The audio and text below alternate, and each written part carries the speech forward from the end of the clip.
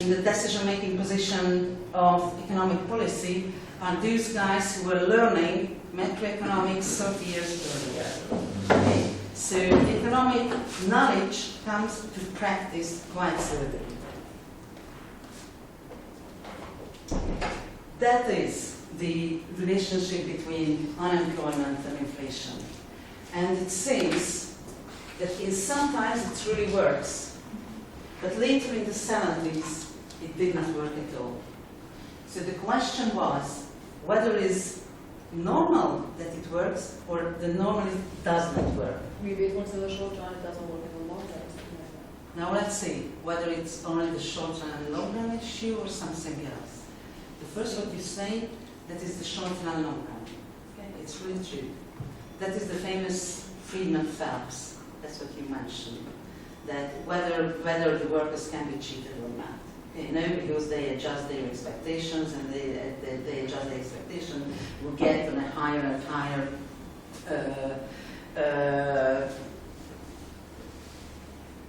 expectations augmented Phillips curve, and it means on the short run there is a possible exploitation of the Phillips curve. We can move on the short run Phillips curve on a lower unemployment and higher rate, but when they adjust their expectation, we get on a higher expectation augmented Phillips curve.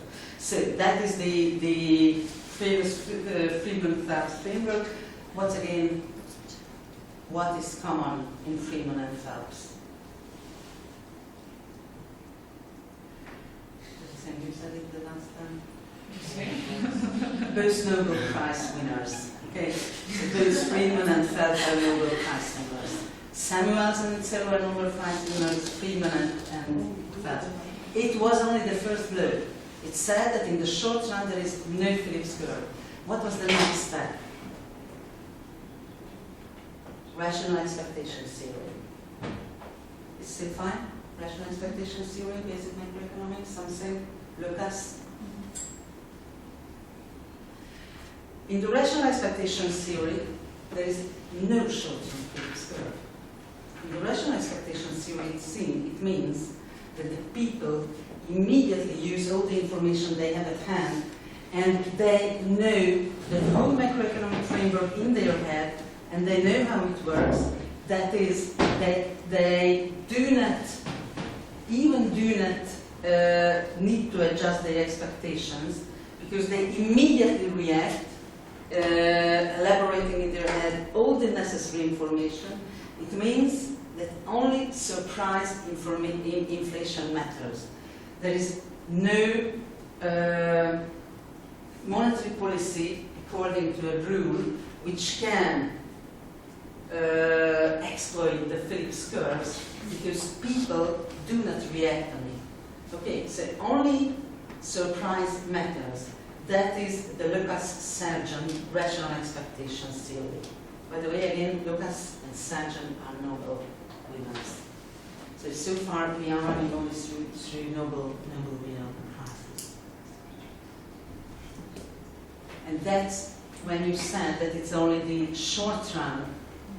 It's not only the first blow in the 60s. In the 70s, we already said that no, there is no short-run possibility. In the short run, there is a vertical Phillips curve. That is, the AS is not horizontal at all. What's more, it's rather vertical than horizontal. And then the third blow was that even you cannot use the surprise. And now that's how we got to modern times. So, in the 70s and in the 80s, we assumed that surprise monetary policy can have influence on the economy.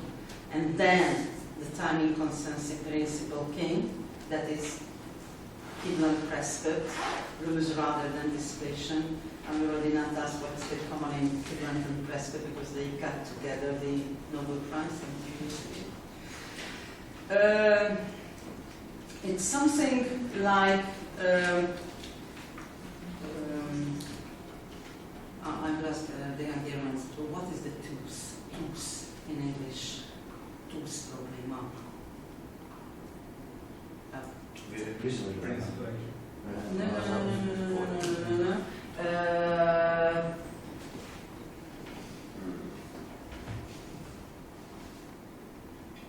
how we are relaxed when I just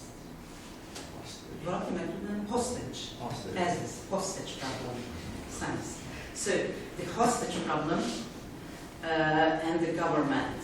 The government declares that they will never run negotiations with the bad guys about the hostages.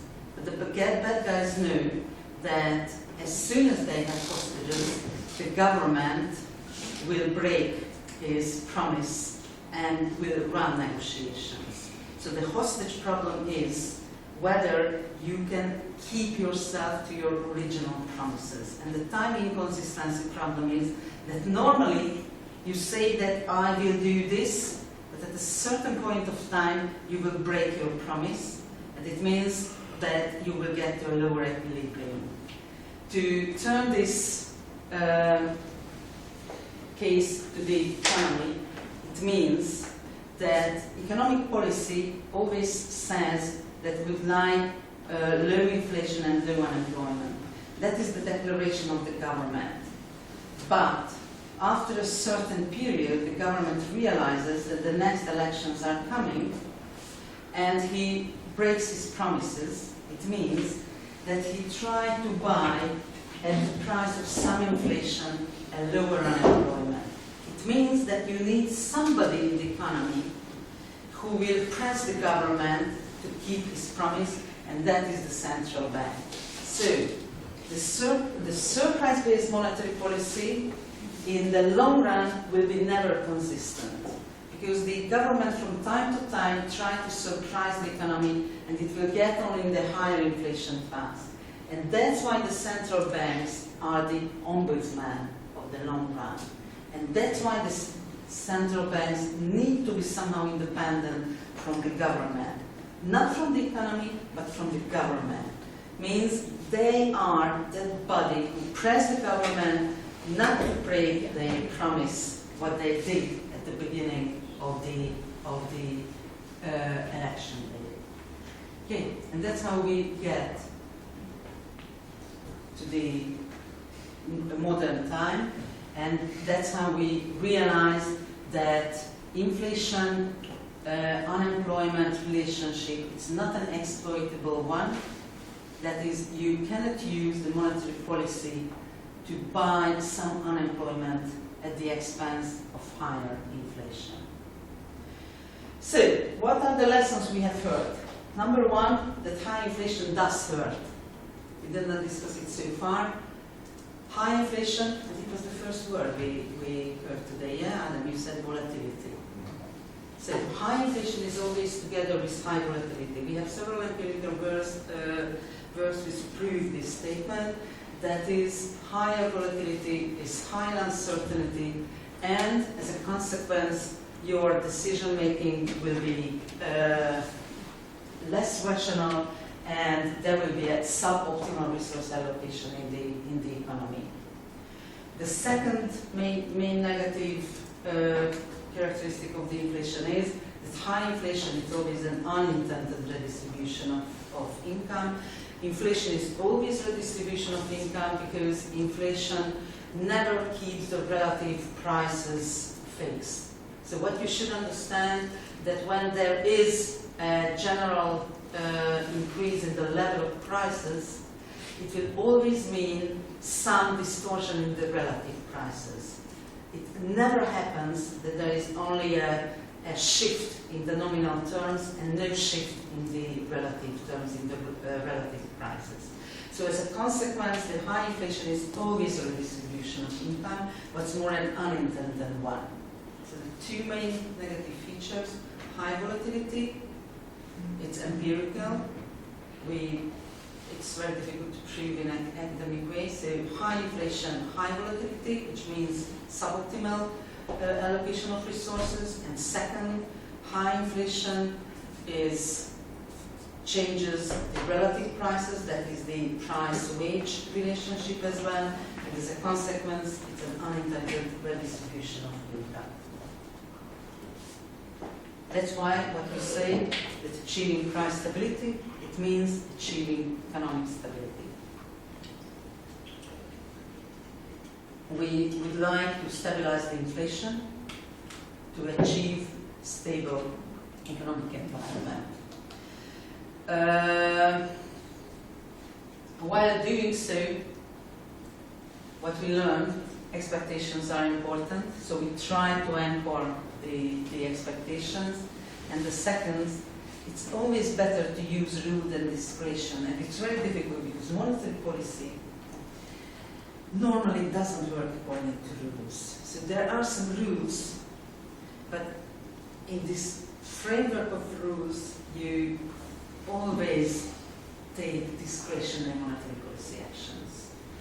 What is one of the most famous monetary policy literature says that monetary policy is rather art than science. So you should feel where you are and what's the good decision. If it not was the case, then for the central banks it would be a very easier task. We wouldn't need so many central bankers. We would need a very good machine where you put in the various facts about the economy and immediately the decision comes out. So rule rather than discretion, but unfortunately economic policy and monetary policy is rather an art than a science. The second lesson, what we learned, if you again think back to the AS80 framework, we said that the aggregate supply is horizontal when there is still excess capacity of factors, for example, of labor. And what we learned during the past 50 years, that there really exists so-called natural rate of unemployment. There is really a potential output that is connected to this natural rate of unemployment that is an optimal utilization of resources. The optimal utilization of resources means not the maximal, but the optimal in the sense that that level of utilization of resources which do not accelerate inflation. Okay, so that is the potential, the meaning of potential output. The potential output is that level of the GDP which could be achieved if all the resources would be utilized at their natural level, not accelerating inflation. Potential growth rate of an economy is its speed limit. When the actual output is above the potential output, there is the famous output gap, and it has an inflationary effect. When the potential output is higher than the actual output, there is a negative output gap, and then these inflationary forces are working in the economy. So the potential output that really matter, and that is where we should keep the economy. And that's why we say that the central banks focus both on the real economy and on the inflation side, because we would like to minimize the difference between the target inflation rate and the actual inflation rate, but at the same time we try to stabilize the potential, the difference between the potential output and the actual output, that is the output gap. Somebody mentioned it already today. What is this rule? That you focus both on the difference between the inflation and the target inflation and on the stability. You said the Taylor rule. That is the Taylor rule. How do you estimate potential? It's a good question. So, for the next time I will bring some new figures and I will show our own experience. Several methods there exist. One, it's a simple time series based statistical method. That is the so-called famous Hodrick-Prescott filter,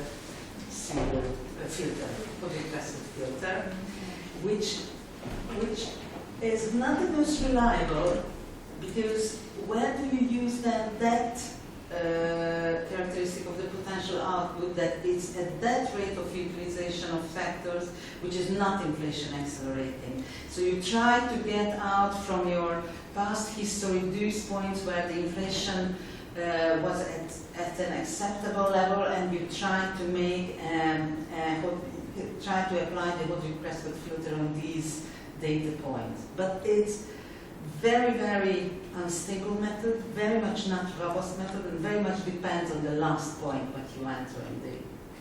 So personally, I do not like Hodge-Prescott. The second, which is quite similar and still very econometric-like. Do you have econometric lessons with Matjash? No, not with you. It's Robert Lee. Ah, really? Oh, he's okay. He works for us, so you can ask him about the different econometric measurement of potential output, but they did it. So that's the Hodge-Prescott filter, which is already much better is the Kalman filter, because in the case of the Kalman filter, you do the way just reversed, and you try to find dew points which are in accordance with a non-inflation accelerating factor utilization level. And the third one, which is the most common one, it of course has its problem when you use the production function. So that is the production function approach. And then you should determine some way the level of labor at that level, which is not yet inflation accelerating level. So it's a kind of reverse method. And you should determine what is the optimal level of capital. And you will not believe that the production function is still used everywhere. What kind of production function is the most common in the world? Yes. So I was surprised that I was told, because I learned the Cobb-Douglas some 40 years ago, and they were convinced that the world developed things, and then you have already much better production functions, and it turned out that the Cobb-Douglas production function is so good that still now, this is the widely used production function all over the world. They somehow measure the share of the labor income and calibrate the whole model to this measured share of labor income, and they use the Cobb-Douglas production function, and the Cobb-Douglas production function will tell you what is your potential output. Of course, some additional to the Cobb-Douglas, that there is the total factor productivity. So beyond capital and labor, you add the total factor productivity, and there you can put all your subjective measurements. What is the result? Some 3 years ago, the OECD had a nice study about the production, about the output gap measurement on the world, and it showed that in the past 10 years, in the countries where they measured the output gap, and they measured almost in 25 countries, in 5 countries, at least, they could guess during these 20 years whether the output gap is positive or negative. In the other, even the positivity or negativity of the output gap was mismeasured. So the question was very good. If we are so uncertain about the measurement of the output gap, how can we rely, how can we put all our economic policy on the measurement of an output gap that we can measure? That is, for example, the failure of inflation targeting in several countries, the mismeasurement of the output gap. So we know that potential output, which matters. We know how to measure theoretically the potential output and the output gap, but there are some problems. One, how to measure the output gap. Second, which during the crisis experience, with overheating, that is a high positive output gap, not necessarily reflected in a rising inflation, it can cause asset bubbles. So that was the lesson from the crisis. So far we always assume that if there is a high positive output gap, it's always reflected in high inflation. And it was a mismeasurement of the output gap because we didn't pay enough attention to the asset bubbles. The financial assets are not included in the inflation in the consumer price index. And that's how it happened that there was a bubble in the real estate market, which was not taken into consideration by the monetary policy. So that's a kind of lesson we still should somehow enhance our monetary policy framework. So, two main lessons: high inflation does matter, potential output does matter, and the third one, that expectations does matter. Expectation channel is really a channel for monetary policy. Your expectations will determine the volatility of the inflation and the path of the economy.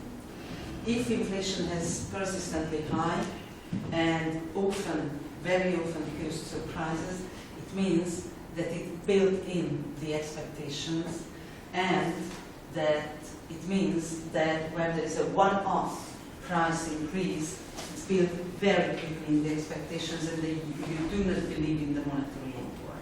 So that's what we can see in many Eastern European and Eastern countries, that the earlier times were very volatile from the point of view of inflation. We survived high inflation periods, and many of you mentioned that double-digit inflation experienced in this country. And if you survive these double-digit inflation periods, you do not believe the low inflation. It means the most important for the monetary policy to bring down your inflationary expectations. And it's not so easy. So it means that you should fix the inflation target so credibly that it should bring down the expectations and anchor the expectations. It's so nice that anchoring expectations are one-off investment in the future, but how to do it? It's not so easy. So how to convince somebody who is living in a double-digit inflation that please believe that there will be a one-digit inflation, what more? Your inflation rate will not be higher than 3 or 4%. It's very, very difficult, and only very credible central banks can achieve it. Okay, so potential output, expectations, and bet high inflations. These lessons were drawn already in the 70s. At the end of the 70s, it was the high days of the monetary economics, when Friedman was rewarded by Nobel Prize. The first answer was the so-called monetary targeting. That is the old monetary targeting framework. I think you could meet with it during your macroeconomic studies. Yeah, this identity which says that the velocity of money is fixed. The velocity of money is fixed. It means that you have a stable money demand function. That's what we started today. If you have a stable money demand function, there is a stable relationship between the money supply, the price, and the output. And the big question is, if you increase the money supply, whether the effect will be first on the prices or on the real GDP. The assumption behind this framework was that the central bank can determine the money supply. Okay, I, as the central bank, I have all power to determine the money supply. There is no liquidity trap. It means that you have a stable money demand function, not an infinite money demand. You have a stable money demand function, and it means that through monetary policy, I can have influence on the real economy. Number one assumption is the stable money demand function. At the beginning of the lesson, I asked what is a money demand function. You were quite uncertain about it. In the 70s, the stable money demand function was the anchor of the way of thinking. So everybody knew what does it mean, a stable real money demand, and that the main factors are the inflation, the wealth of the income, and the interest rates. What was the problem with this? is there anybody who still met with the econometric estimation of a money demand function? Did anybody at any time try to estimate the money demand function? Do you still know what are the monetary aggregates, M1, M2, M3? Does it still mean something for you? What is M1? Do you still remember these things? And one is cash plus short-term deposits. Great. M2? Cash plus short-term deposits plus So I remember like long-term. So that was Which the is less money. liquid. So we tried to measure the money, yeah? And we had to measure the money because otherwise, how do we speak about the stable money demand if you do not know what is the money that people would like to hold? The problem was that there was so many financial innovations in the world that the money, the word money, what does it mean money, became absolutely endless, useless. So you couldn't say what that aggregate of liquidity, what the people would really like to keep. What does it mean that you have a stable money demand function when you cannot measure the money? So then they turned a little bit to the point that they said, what do you know about the elasticities? Elasticity of interest rate and income on the money demand. What is the elasticity of income on the money demand? The higher income, higher or lower money demand? Higher. Okay, so what the elasticity is positive or negative? Around 1, I think. Good, it's very close to 1 and positive. And what about the interest rate? Higher interest rate, Yes. lower money demand. That is, the elasticity is negative. So at the end of the day, it was already at the end of the 70s, we said that the monetary aggregate is which income elasticity is positive and close to 1, and interest rate elasticity is negative.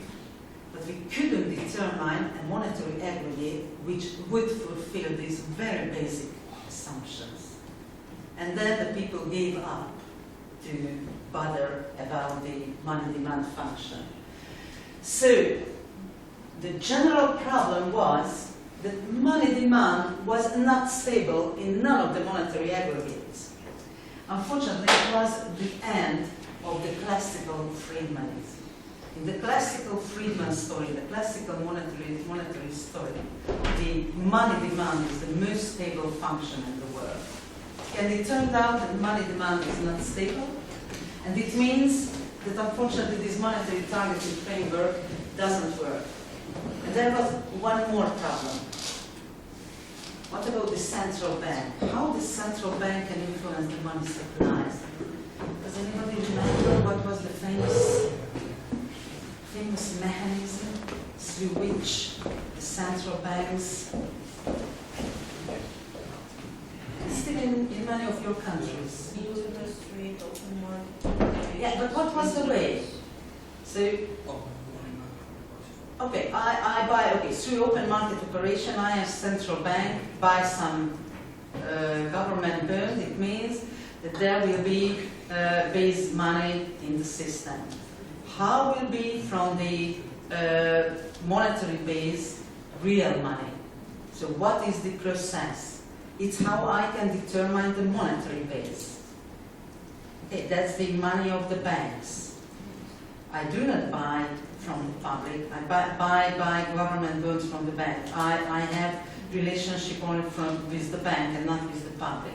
That is, I as a central bank, when I make open market operation or rediscount rate policy or increase or decrease reserve requirement, it means that only determine the monetary base.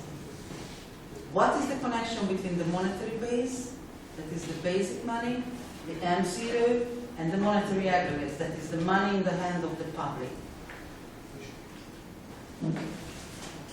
I'm sure that you have learned it because the money supply is the basic theory in all the textbooks.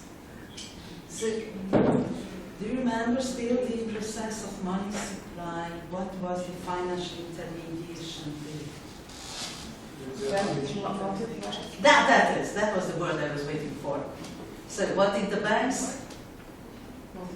Multiplier. Remember the famous money multiplier. Somebody puts his money in the bank, then the bank lends a certain fraction of this money to the next people who went to the second bank and again puts in, and it lends a certain fraction and so on and so on. And it means that the banking system as a whole can multiply this money. Yeah? Okay? Do you remember? That's still in the textbook, so it doesn't work. So what we do not know is that how large is the money multiplier. It's again uncertain. So, two problems with the monetary targeting framework. Problem one, that the money supply was not well determined. It turned out that the money multiplier doesn't work. And second, the money demand was not stable. We didn't know what is that monetary aggregate we should really target.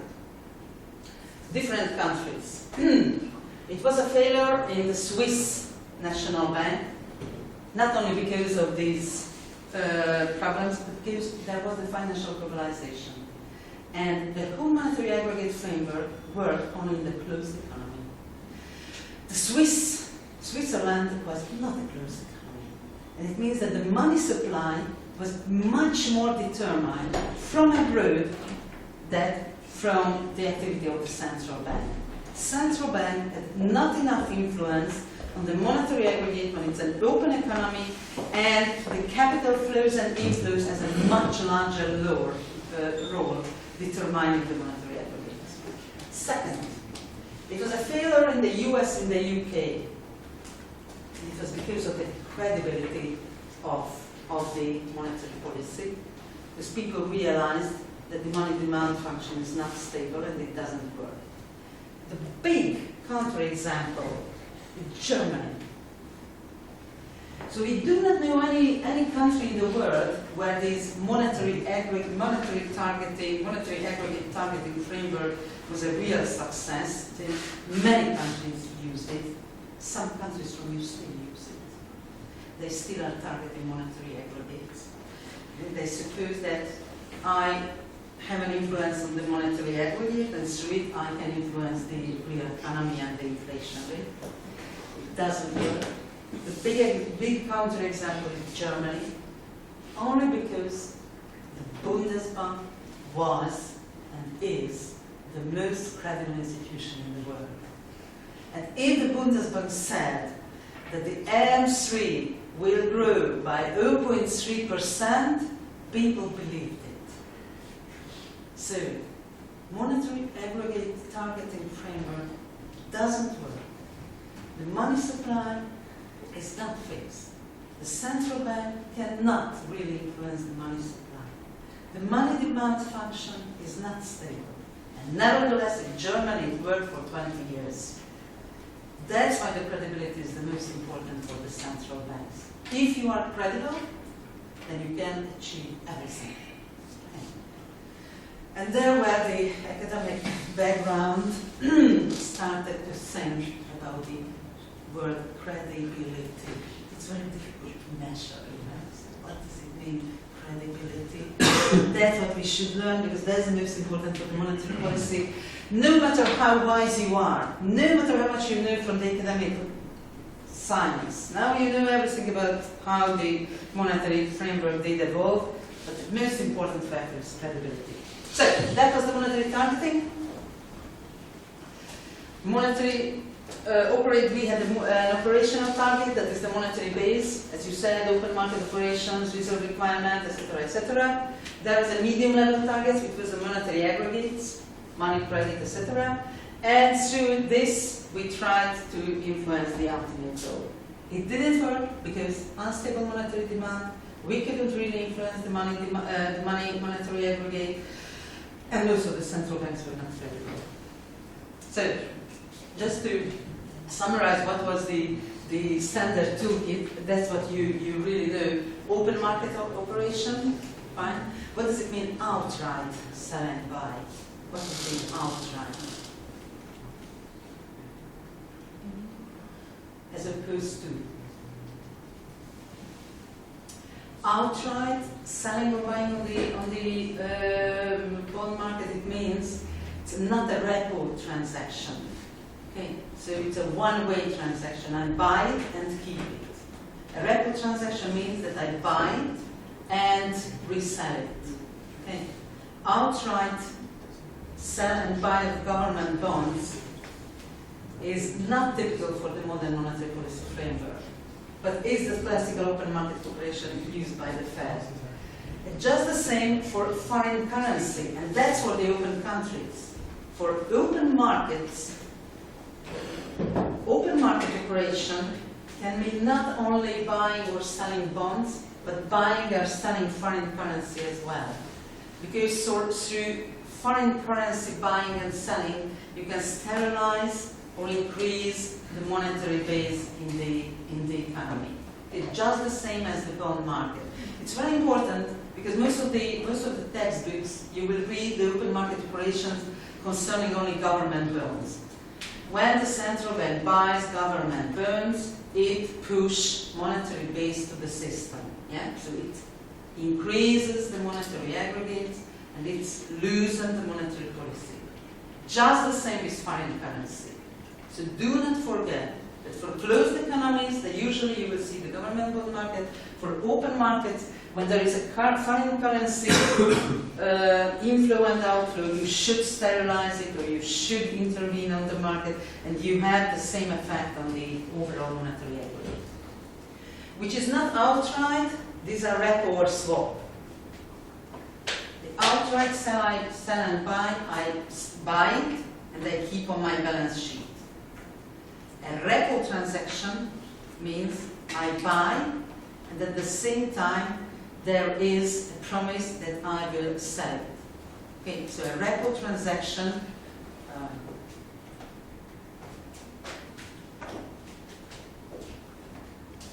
means that I buy it in the time 0 and resell it in the time 1. Okay, that is bond, money. The two together is the repo.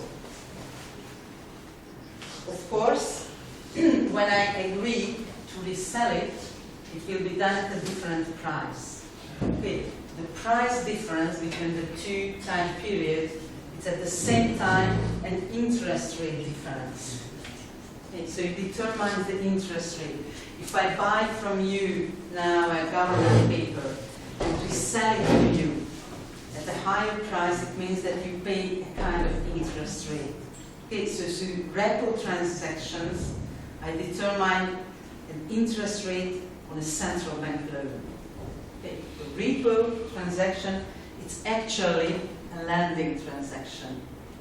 Just the same for the swap transaction or for the FX. Through this, I can give either quantitative or price information. It depends on what I would like to achieve.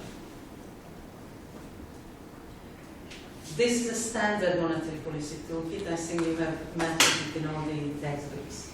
Repo and swap transactions are so recent, so in the basic macroeconomics are not always included. I don't know whether during your macroeconomic studies you have learned these repo and swap transactions. Now the central banks usually do not use open market operations, then usually use repo and swap transactions, which is a kind of collateralized lending. The collateral is either a bond or a foreign currency. So swap and repo transactions, being in the hand of the central banks, it's a kind of lending to the banking sector and pulling out the liquidity from the banking sector. Reserve requirement. Is it okay? What is a reserve requirement?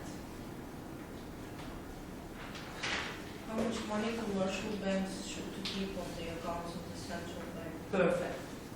With respect to their deposits. Okay, so it somehow keeps back from makes it. It's better to say that it's more expensive their money, creating their lending transactions. The higher the reserve requirement, they can lend less or they can lend only at a higher rate. Okay. Reserve requirement was an active tool in the monetary aggregate framework and much less active in the present framework. Direct credit constraints, it's quite clear, you simply do not let the banks to lend. And direct capital constraints when they simply try to mitigate the capital flows cross-border. So this standard toolkit for the monetary aggregate targeting meant that you tried to influence the capability of the individual banks to increase or decrease the money and the credit supply. So this is always a relationship between the central bank and the commercial banks. And now let's see the inflation targeting.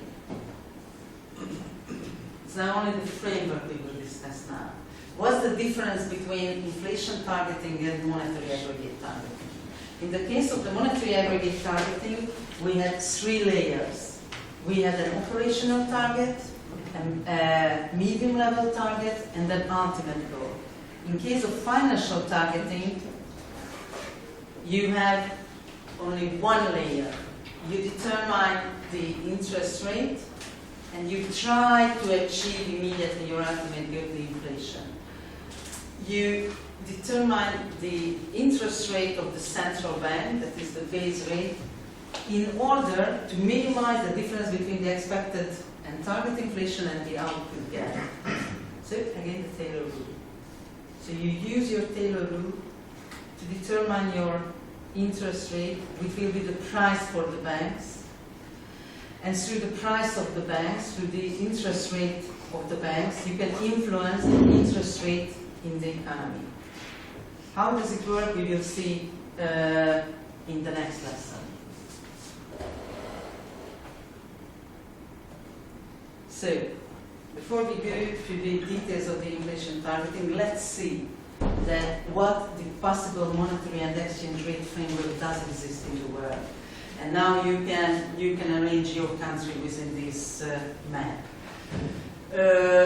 These are not independent. As we said, the monetary aggregate targeting should have been replaced by inflation targeting because it turned out that most of the countries are open market economies where capital inflows and inflows really does matter and where the exchange rate policy does matter. So, if you already determine your exchange rate policy, it means somehow you cannot independently determine your monetary policy.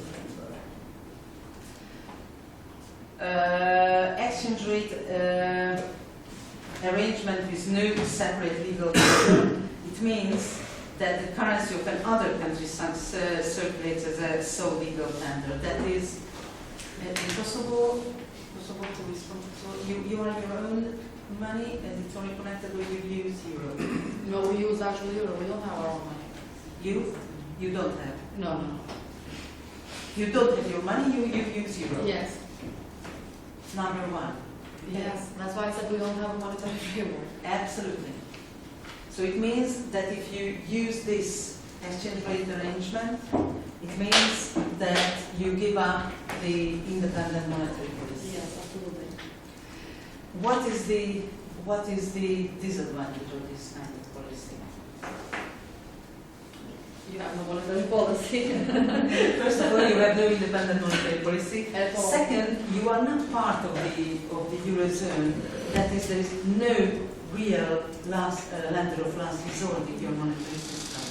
So when there is a deficit of money supply, you cannot do anything. When there will be not enough euro, nobody guarantees that there will be enough euro in Kosovo. Sure. Who is the lender of last resort? The central bank. Yeah. The central bank. Yeah, the own central bank. So in a given country which uses its own currency, it means that the central bank has the possibility to create money. And it means it cannot be a shortage of local currency. Because in local currency, we can always lend. We do not do it because it accelerates the inflation. but we can do it. Okay. In a country where they use another currency, means that the shortage of that currency means that either you should leave this exchange rate framework, or something should happen. Or take money from IMF. So, yeah, or have an IMF program. You are in an IMF program? Yes. Yeah, okay. So either have an IMF program, or leave this framework. The second is the currency board. You. Okay. Okay, so what is a currency board? It's a great answer. What is a currency board? What's the difference between the two? Well, we have our own currency, but That is. we need to have 100% reserves of this currency so that it can cover all the money in circulation in the market. So the big difference between the exchange arrangement regime They have and the a guarantee of currency their money. board regime, that they have their own money, and they simply say that, okay, I should be very disciplined to what in our capital flows and inflows, because I always keep 100% reserve behind my own money in the currency to which I am connected, and in your case that is euro. Yeah. But also there is a certain level of fluctuation, so we can adapt to small domestic shocks. Plus minus 5%. Yeah. So you have some kind of independent monetary policy, but it's very narrow. So normally there is no monetary framework. The good answer, what kind of monetary framework is in Kosovo and Bulgaria? No monetary framework, because they fix their currency. In one case only they use euro. In other case they connected the euro to their own currency, to the euro, with almost 100%. Do you know other countries which are currency board countries? Latvia. Sure, all the Baltic countries, except of Estonia, which already entered the eurozone. And we have some currency board countries outside Europe. We will see. Conventional fixed peg. That's what I think Belarusia mentioned, and it really is. The country pegs its currency with a margin to another currency. It's impossible to use an inflation targeting, because for inflation targeting you need flexible exchange rate. But during this, under this regime, there is some flexibility of the monetary policy, but it's quite limited, especially if you are an open country. Because if you fix your exchange rate, it means that you use your monetary policy power to keep fixed this exchange rate. Belarusia? Okay. So it means that everything what you can do is to intervene and disintervene in the market to fix the exchange rate, and the big menace, the big threat, that at some certain point of time it explodes, especially in crisis. Pegged exchange rate, it means that there is a band. That's what you mentioned about Russia, and it was really in Russia. Actually, according to the Russian central bank, you're already inflation targeting country with flexible exchange rate. But there was really a pegged exchange rate with a certain band, and within the you can use some kind of thing. It's almost the same as the crawling peg. In the case of the crawling peg, your currency is fixed to another exchange rate, but it slowly can be increased or decreased. So it's a predetermined path for the currency, and the IT is almost excluded.